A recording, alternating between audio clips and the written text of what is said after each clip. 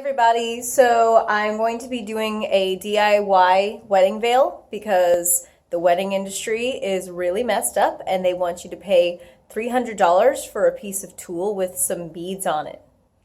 So this is just going to be in general a very real tutorial video, so don't expect crazy glam and perfect editing. Yeah. I have right here a veil that cost me $9 on Amazon.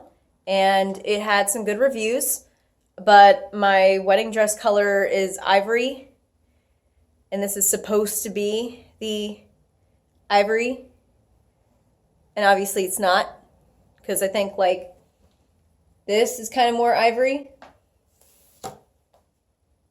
Yeah.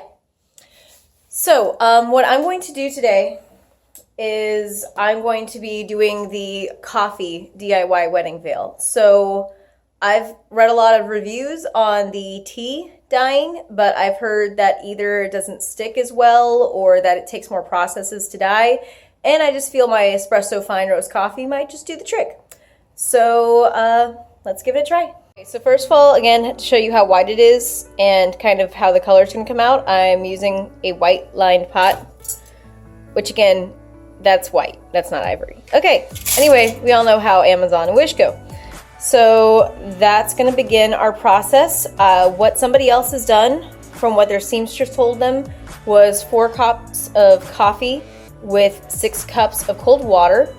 And since my veil is just like an elbow length veil and it's not that much, and this whole thing can fit in here pretty easily, I'm just going to use 2 cups of coffee and 3 cups of cold water. I have the paper filter here that I'm going to be using, so just if any of you guys are wondering the specifics, so I'm just going to be using my lovely old school kettle, the paper filter, and my lovely super expensive espresso roast. So yeah, let's see how this goes.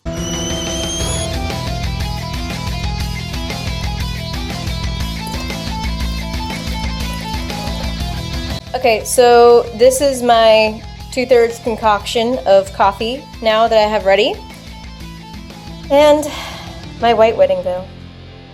So here we go. No turning back now. Just need to make sure it all gets in there. So I'm not really going to put a time limit on this or anything, but I'm probably going to take it in like minute increments and see how it goes from there. So it has only been a minute, and I feel like this is getting there. I feel like this wet is the ivory color I want. So I'm going to let it sit there another minute so that when it's dry, it's the ivory color I want, hopefully. Okay, so this is it after 2 minutes. I feel like that's a little bit darker than the ivory I want, so it should be good when I rinse it. Let's see. I've rinsed it out in the sink, and this is like freezing cold water, so I'm trying to kind of set the color. But now you can see it's slightly darker than the original white we had before, and it's a very nice, creamy, true ivory, and it literally took 2 minutes of soaking, and it's perfect. So I'm very pleased with how this turned out. Okay, well, I'm going to be showing you guys the veil after it dries, so I'll be back soon. So this has been drying for like, I don't know, an hour or 2. And even with the sheen, it is a lot closer to that like creamy color the tablecloth is.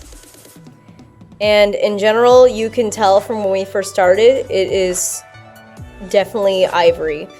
I know that some people may want a darker ivory than this, so again, feel free to do what I did and just do it at like minute increments, because for me, with the color ivory I needed, I only needed 2 minutes. So remember, it's going to be slightly darker then you want it so that way when it's dry, it's the right shade that you want. So I'm gonna just take it off real quick so you can see compared to the original. So yeah, this is a pretty good ivory for what I was looking for. It's definitely closer to the color than it was when we first started, and it's nice and even. It just looks like it was naturally this color. So I'm gonna just kind of hold it like this so you can see kind of the contrast. But yeah, I completely recommend it. Awesome. Okay, so I think the veil dyeing went pretty well. In general, the actual dyeing process maybe takes 10 minutes, and the longest part of that is just brewing the coffee.